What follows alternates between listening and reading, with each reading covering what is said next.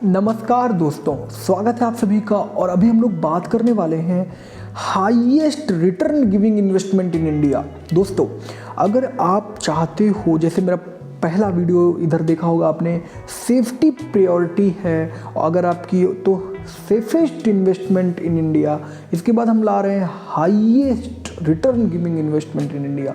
अब आप कैसे जान सकते हो कि आपके लिए बेहतरीन क्या होगा, इसके लिए आप इस वीडियो पे बने रहो, जिससे आपको पता चल सके कि कौन सी इन्वेस्टमेंट में रिटर्न के साथ आपको सेफ्टी मिल रही है, कौन सी इन्वेस्टमेंट में आपको रिटर्न बहुत हाई मिल रहा है लेकिन सेफ्टी के साथ आप कंप्रोमाइज़ कर रहे हो। तो इसके लिए आपको वीडियो पूरा बिना स्किप किए देखना होगा दोस्तों। तो शुरू करते हैं वीडियो।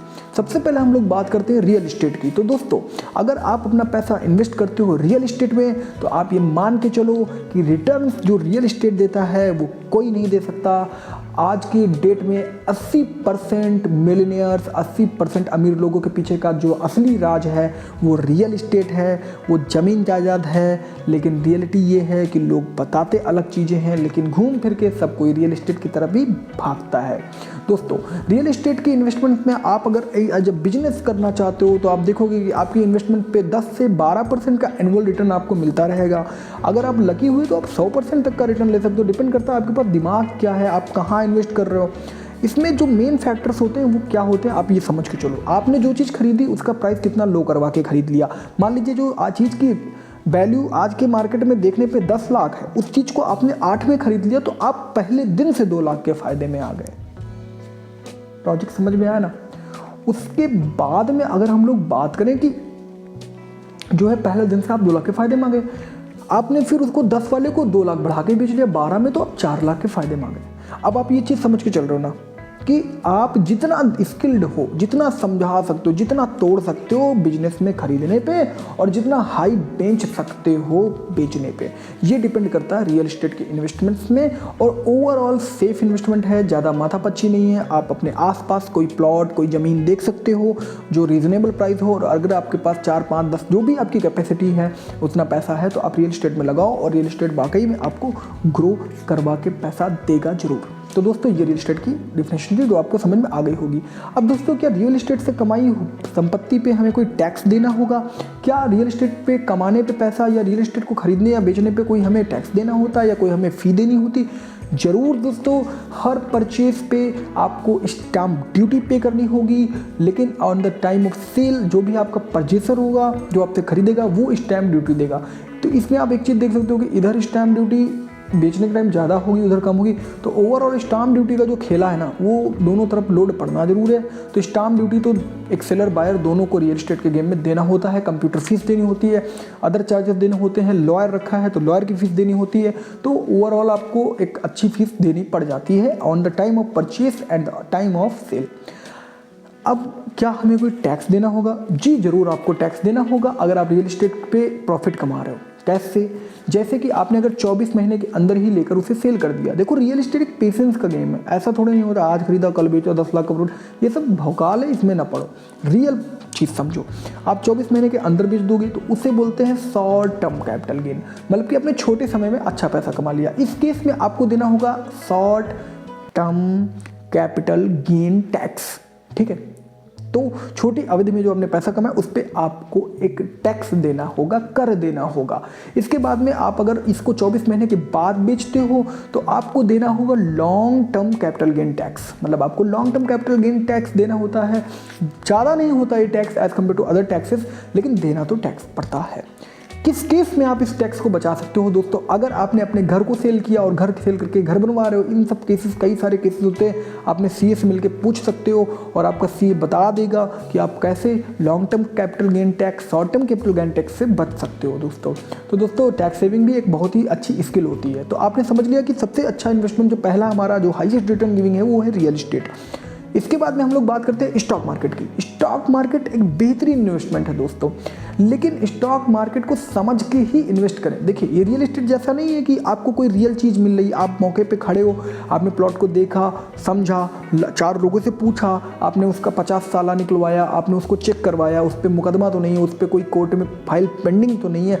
देन आफ्टर अपने लॉयर ने सब डिस्कस करके 1-2 महीने में प्लान करके ख़रीदा और आपकी डील अच्छी गई। स्टॉक्स और शेयर्स का केस क्या है, आपको कंपनी की रेपुटेशन पे देखना है। मान लीजिए आप लो रिस्क टेकर हो, आप ब्लू चिप के साथ जाओ, आप ऐसी कंपनीज के साथ जाओ जो आसपास आपको दिखें। जैसे कि आपने कंपनी का नाम सुना होगा टाटा, तो जैसे घर के बाहर निकले तो गाड़ी टाटा की, नमक देखा तो वो टाटा का, तो इसका मतलब टाटा फेमस है। आसपास देखो ना कौन हमारे साथ है, तो इसका मतलब उस कंपनी का इम्पैक्ट हमारी लाइफ में ज़्यादा है। हमारी लाइफ में ज़्यादा है तो हमारे समाज में ज़्यादा है, हमारे समाज में इम्पैक्ट ज़्यादा है, हमारे देश में ज़्यादा है। जिसका देश में इम्पैक्ट है वो स्टेबल है, सेफ है और वो ग्रो करेगी। तो दोस्तों ये हुआ स्टॉक मार्केट का इन्वेस्टमेंट। अब इसमें कितने से इन्वेस्टमेंट शुरू कर सकते हैं, कितना भी पैसा इन्वेस्ट कर सकते हो और कितनी भी छोटी इन्वेस्टमेंट के साथ इसमें आ सकते हो।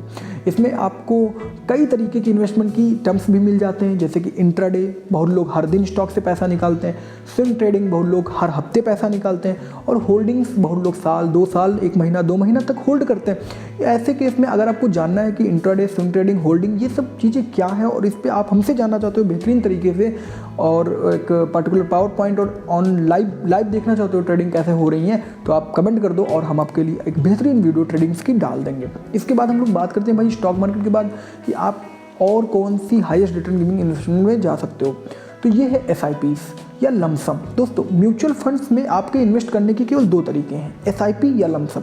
अब म्यूचुअल फंड क्या होता है दोस्तों, शेयर में आप पैसा डायरेक्ट लगाते हो। जब आपका पैसा कोई तीसरा आदमी लगाए, मतलब कि जब आपका पैसा कोई group of peoples, group of educated बंदी मतलब कि आपके एक ऐसे ग्रुप के पास में आपका पैसा गया जिसको मार्केट की अच्छी नॉलेज है और उसने आपके पैसे को मार्केट में ही इन्वेस्ट किया, ना कि आपने स्टॉक्स में डायरेक्ट इन्वेस्ट किया, तो इस केस में आपको बोला जाता है म्यूचुअल फंड इन्वेस्टर। और आपने पैसा म्यूचुअल फंड कंपनी को दिया, फंड मैनेजर्स ने आपको पैसा लिया और उसको स्टॉक्स में, शेयर्स में इन्वेस्ट किया और उसके बदले आपको 10 से 15% तक का इंटरेस्ट मिल जाता है, जिस पे आपको अदर फीस देनी होती हैं, जैसे कि परचेज पे, सेल पे, एग्जिट लोड और इसी तरह की कुछ फीस आपको देनी होती है, जिससे उनका खर्चा चलता है और उसी के बदले वो आपको एक बेहतरीन इन्वेस्टमेंट करके एक बेहतरीन रिटर्न दिलवाने की कोशिश करते हैं।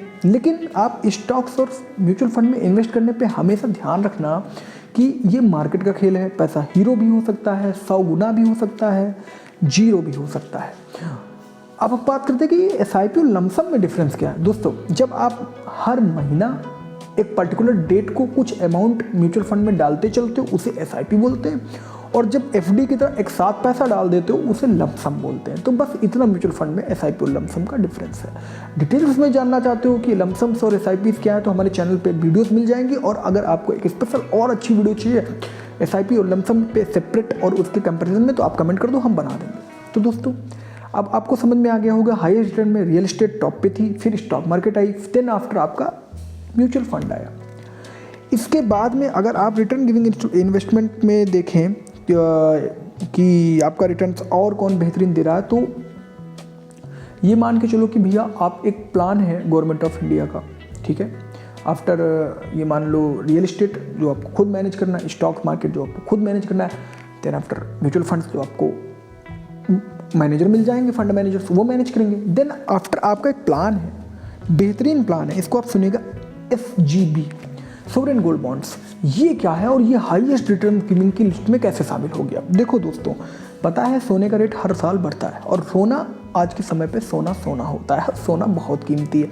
तो दोस्तों सोने का रेट बढ़ता है, लेकिन अगर आप सोना खरीद के लाओ, आप मार्केट से खरीद लाओ, जाओ ज्वेलरी खरीद लाओ, आप एक हार खरीद लाओ, हार खरीद के लाओ और उसे दूसरे दिन उसी सेम शॉप पे बेचने जाओ, और प्राइस में आपको 10 से 20% का डिफरेंस देखने को मिलेगा। ये डिफरेंस है क्या दोस्तों, जब आपको आपका सुनार या जो भी आपका गोल्ड सेलर है वो जब गोल्ड देता है तो उसमें जोड़ता है मेकिंग चार्जेस, सेल होने के टाइम पे जुड़ती है GST, ठीक है, 18% के आसपास।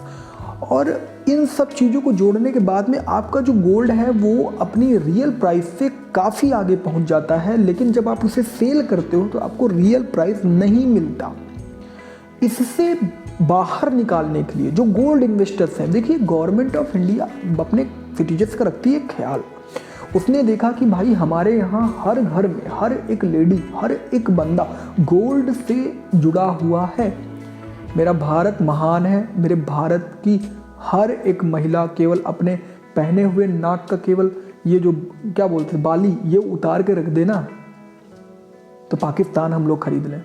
विश्वास मान लो, पूरा पाकिस्तान अगल बगल के 6-7 देश खरीद लेंगे। बड़े बड़े जो बनते हैं ना इंचिन, इनको हम लोग खरीद लें। केवल अगर भारत के घर से गोल्ड निकल के अगर भारत सरकार को सारा एक आदमी रख दे, हम देश खरीद लेंगे। There is no single country in this world जो हम लोग से आज भी अमीर है। बस समझो यार, हम लोग दिखावा नहीं करते ना। हमारे यहाँ नियम है ना, संपत्ति, सोना, खाना, पत्नी, ये सब हम लोग ज़्यादा शोबाजी नहीं करते इनकी, ठीक है। तो ये जो बेहतरीन चीज़ है, इसी वजह से हमारा गौरव भारत महान है। तो पहले तो हमने अपने भारत की बात की, देश हमेशा सबसे टॉप पे है। अब हम बात करते हैं गवर्नमेंट ने क्या किया जिससे गोल्ड इन्वेस्टर्स की हो गई बल्ले बल्ले। गवर्नमेंट ने बोला ना तुम्हें अब गोल्ड खरीदना होगा, ना गोल्ड पे कोई टैक्स देना होगा, ना गोल्ड पे आपको टेंशन लेनी है कि कहाँ स्टोर करना है। तो भाई कहाँ करना है?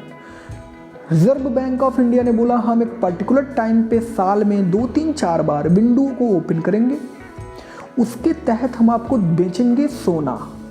कैसा सोना? पेपर के फॉर्म में सोना, मतलब आपको हम देंगे गोल्ड बॉन्ड।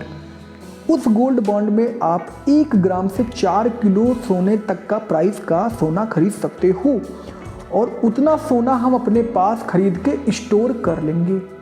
अब एक लॉजिकल बात समझो, वो सोना रिजर्व बैंक ऑफ इंडिया के पास है जो आपने खरीदा, उसके बदले आपके पास एक बॉन्ड है। अब ये रिटर्न हाईएस्ट कैसे, इसमें हाईएस्ट की लिस्ट में कैसे है? दोस्तों, जो आपने सोना खरीदा ना, उस पर 2.5% एनुअल इंटरेस्ट आपको देगी तो देगी रिजर्व बैंक। 2.5% आपको मिलेगा हर साल एनुअल इंटरेस्ट। उसके बाद में 8 साल के मैच्योरिटी पीरियड के बाद जब उसे आप सेल करोगे, एट दैट टाइम उस सोने का 8 साल बाद जो भी रेट होगा उस रेट पे आप सेल करोगे। 2.5% हर साल आपको गवर्नमेंट ने अलग से दिया, सोने के रेट पे आपने उसको बेचा, और तीसरा बेनिफिट टैक्स नहीं पड़ेगा। तो दोस्तों, मेकिंग चार्जेस नहीं पड़ेंगे। आप सोच के देखो, अगर आप एक गोल्ड इन्वेस्टर हो, आप एक हार खरीद के लाते हो, उसको घर में स्टोर करते हो, उसको बाद में बेचने जाते हो 10 साल बाद, तो सोनार आपका मेकिंग चार्ज है, तो उसके बाद उसमें कोई डिफॉर्मिटी आ गई तो उसका सब दिखा के कमी आपका पैसा कर देगा कम। लेकिन अगर आप गोल्ड बॉन्ड खरीदते हो तो ना कोई मेकिंग चार्ज, ना कोई टैक्स, ना कोई जीएसटी, इन सब चीज़ों से आप बच जाओगे और 100% प्रॉफिट लेकर निकल जाओगे। तो दोस्तों, आपको समझ में आया होगा कि हाईएस्ट रिटर्न गिविंग इन्वेस्टमेंट में एसजीबी को क्यों शामिल किया गया। इसके बाद हम लोग बात करते हैं एनपीएस की, न्यू पेंशन स्कीम। इसको भी मैं एक बेहतरीन रिटर्न गिविंग इन्वेस्टमेंट के साथ जोड़ना चाहूँगा दोस्तों। कारण सुनो, कारण ये है कि 8 से 10% तक का आपको रिटर्न मिल जाता है। सेक्शन 80C के तहत इस पे आपको टैक्स की छूट मिल जाती है। ओवरऑल अगर आप अपना रिटायरमेंट प्लान कर रहे हो तो आपके लिए बेहतरीन स्कीम है। लेकिन हाईएस्ट रिटर्न गिविंग इन्वेस्टमेंट में आखिर ये है क्यों? दोस्तों समझो मेरी बात, अगर आप किसी के एम्प्लॉय हो और आप किसी ऑर्गेनाइज सेक्टर या कंपनी में काम कर रहे हो, आप अपने एम्प्लॉयर से पूछो क्या, या एम्प्लॉयर खुद बताएगा क्या एनपीएस स्कीम का कोई फ़ायदा हम लोग को देते हो आप? बोलेंगे जी ज़रूर। अगर आप ऑर्गेनाइज सेक्टर में हो तो 100% मिलना है। जितना पैसा आप इन्वेस्ट करोगे उतना ही पैसा आपके एम्प्लॉयर को इन्वेस्ट करना होगा, एक जैसे, लेकिन एक लिमिट तक। जैसे कहीं पे 300, किसी पे 1000, 10,000, जो भी हो, कि इतना पैसा हम डालेंगे, इतना पैसा हमारा एम्प्लॉयर डालेगा। तो भाई आप समझ के चलो, इस स्कीम में गवर्नमेंट ने बाउंड कर दिया एम्प्लॉयर को, एम्प्लॉय के साथ में, कि जो एम्प्लॉय का जो फाइनेंशियल फ्यूचर है उसको सिक्योर करने के लिए आपको उसके नाम पे कुछ पैसा सेव करना है। तो उसके नाम पे 1000 उसने डाला तो 1000 एम्प्लॉय ने डाला। अब आप कितने के रिटर्न पे कमा रहे हो सोचो जरा। 100% के रिटर्न पे पर मंथ चल रहे हो। 1 करोड़ आपने डाला, 1 करोड़ उसने डाल दिया, लाइफ मतलब पूरी इन्वेस्टमेंट में आपने 1 ही करोड़ डाला, उस पर ब्याज जुड़ के होता 3 ही करोड़, लेकिन 2 करोड़ हो गया, 2 करोड़ पे 6 करोड़ हो गया आपका रिटायरमेंट फंड। तो सोच के चलो, आपकी 60 की एज में जो रिटायरमेंट की जो प्लानिंग थी आपकी वो बेहतरीन हो गई। आपके पास एक बहुत ही बड़ा कॉर्पस हो गया और आप उसका 60% फंड में ले लोगे, 40% पेंशन लोगे, रिटायरमेंट आप सुकून से काट सकते हो। और एनपीएस के केस में अगर बीच में आपको पैसे की ज़रूरत है तो 3 साल, हर तीसरे साल पे 25% तक का विड्रॉल आप निकाल सकते हो 3 साल पे 25% अपनी इन्वेस्टमेंट का हिस्सा आप उससे निकाल भी सकते हो। तो बीच बीच में अपना पैसे से खर्चा भी चला सकते हो, उसी पैसे से रिटायरमेंट का भी इंजॉयमेंट ले सकते हो, उसी पैसे से पेंशन का भी इंजॉयमेंट ले सकते हो और सेक्शन 80C के तहत टैक्स पे बेनिफिट भी पा सकते हो। तो दोस्तों ये हाईएस्ट रिटर्न गिविंग इन्वेस्टमेंट की वीडियो आपको कैसी लगी? वीडियो अच्छी लगी हो तो चैनल को सब्सक्राइब कर दें, शेयर कर दें अपने दोस्तों के साथ जो सर्च कर रहे हैं कि बेहतरीन इन्वेस्टमेंट प्लान्स उनके लिए क्या होंगे। और दोस्तों नोटिफिकेशन बटन को दबाना मत भूलना, जिससे एक सही इन्फॉर्मेशन आपको मिलती रहे, आप भटके ना, क्योंकि आजकल बहुत सारे स्कैम चल रहे हैं मार्केट में। कोई बताता है 10,000 दे दो, 3 तीतर के पीछे 6 तीतर जोड़ दो, 6 तीतर के पीछे 9 तीतर जोड़ दो और तीतर गैंग बना के हम लोग ऑडी ले आएंगे। तो कोई बता रहा है ऐसे खोलो यूट्यूब तो टीन करके ऐड चलता है, फिर 2 मिनट में लड़की भिखमंगी से अरबपति हो गई। ये सब चीज़ें फेक हैं। There is a no short term game कि आपका लाइफ अभी 1 सेकंड बाद चेंज हो गया, ऐसे नहीं होता।